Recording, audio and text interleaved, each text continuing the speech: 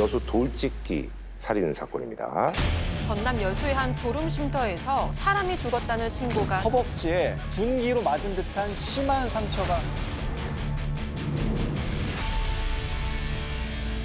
저는 처음에 장난인 줄 알았어요. 성인들이 뭔가 장난을 하다가 실수로 죽는 경우가 있거든요. 그런 그래서 경우 있죠. 네, 막 주먹 다짐 이렇게 하다가도 넘어져서 큰일 난 경우 있잖아요. 그렇게 하셨는데. 너무 안타까운 죽음이구나 이런 생각했거든요, 저는.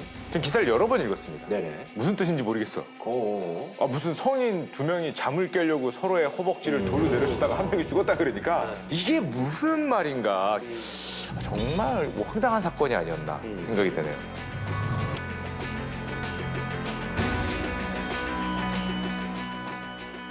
전남 여수에 있는 한 자동차 전용 도로의 졸음쉼터에서 30대 남성 2명이 발견이 됐는데, 그러니까 한 명은 허벅지에 상처에 의해서 폐혈증하고 과다출혈로 사망한 상태고, 네네네. 나머지 한 명은 이제 의식 불명의 상태로 발견이 됩니다.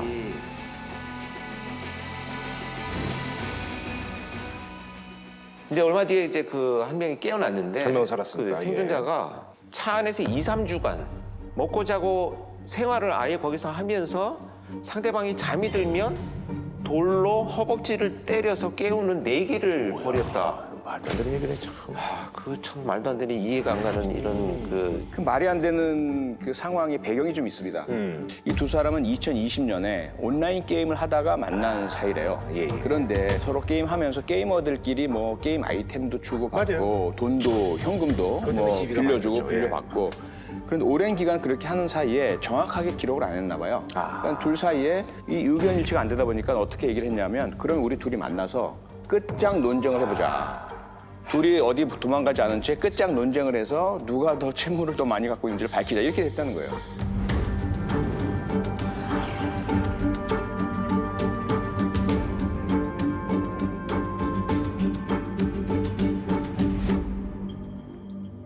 이건 정말 끔찍한 일인데 정말 이게 사실이라면 진짜 헛웃음밖에 안 나오는. 아니, 그런데 말이 안 되는 거예요. 권 교수, 이 뒤에 뭐가 더 있다면서? 그러니까 그것이 이제 진술이었는데, 예. 경찰 조사를 해보니까 배후에 이 사람들을 조종한 사람이 있었어요.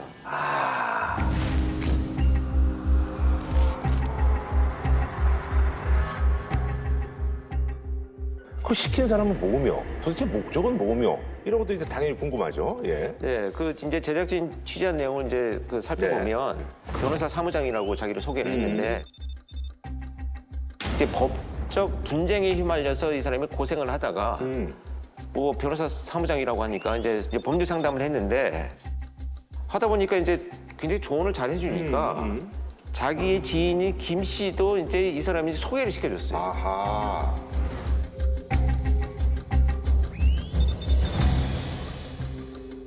문제가 뭐 된 게 뭐였었냐면, 그 자기가 자문을 해준 이 변호사 비용이 억대가 나와버린 거예요.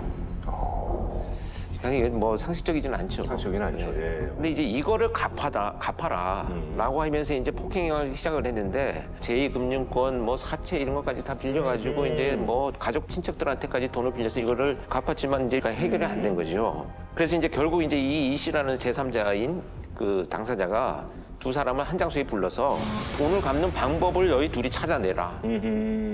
이렇게 해서 서로 폭행을 하면서 어쨌든 끝까지 그 방법을 찾아낼 때까지 너희들은 거기서 나오지 마라. 이렇게 이제. 근데 이게 사실은 변호사 사무장이면 이제 법을 누구 봐도 잘하는 사람인데 어떻게 이런 짓을 했는지 이것도 참 근데 궁금합니다. 그게 예. 사실 알고 보니까 무직이에요. 그냥 사기꾼이구나. 예, 사기꾼이에요. 이게 이제 고시 공부를 한때 했는데 어설프게 배워가지고 이게 이제 뭐 남들한테 뭐 좀 아는 척하고 조언을 해주는 뭐 이런 사람이었던 거죠. 선무당이에요, 선무당. 이게 변호사 비용 이런 것도 다 이제 가짜고, 거짓말이구나. 예, 거짓말로 해가지고 이제 자기가 갈취한 거고. 근데 여기서 이제 또 저희가 의구심이 드는 게 사실 이제 그 남자 둘이잖아요. 네.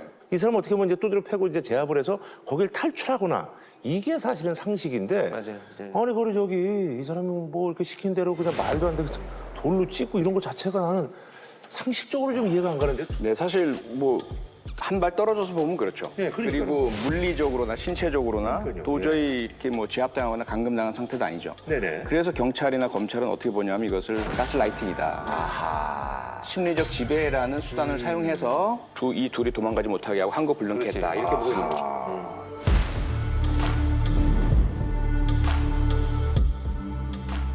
네, 그러니까 우리가 보통 가스라이팅 하면 이제 이런 거잖아요. 누군가의 정신에 영향력을 행사하고 그 사람을 본인이 원하는 대로 조종하는 것들을 이제 통상 이야기하게 되는데 흥미로운 게 뭐냐면 이 가스라이팅은 전문 용어가 아니랍니다. 학술 용어도 아니고요. 이런 식으로 용례가 사용되지 않는. 연극과 영화에 처음 등장했던 개념. 그렇지, 그렇지.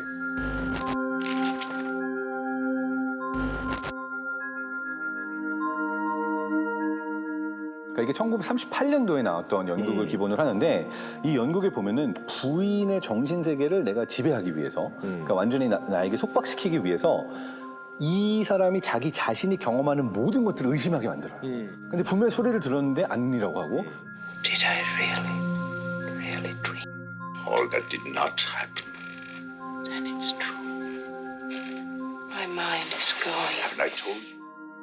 불이 켜졌다 꺼졌다는 게 그런 일이 없다라고 하니까 내가 내 눈을 못 믿게 되고 내가 경험하는 세상의 모든 것들을 믿지 못하게 만들면서 이 사람을 완전히 나의 그 구속과 속박 아래 두는 행위가 가스라이팅이라서 강력한 의미를 내포하고 근데 이제 있죠. 이게 이제 중요한 부분 뭐냐면 사실은 사용된 적이 거의 없어요. 없다가 이게 최근에 사실 이렇게까지 관심을 갖게 되는 게 그러니까 많은 사람들이 다 써요. 네, 그게 뭐냐면 미국 대통령 트럼프의 등장. America first. America first. 트럼프가 등장하면서 전혀 다른 형태의 화법을 사용하고 전혀 다른 형태의 정치적 지지를 모으고 그거 열광하고 그래서 잘 아시다시피 정말 충격적인 사건은 이제 사람들이 무장을 한 상태에서 돌진하는 사태까지 발생했잖아요. Instead, he continues to gaslight the American people by acting like this pandemic is not a real threat.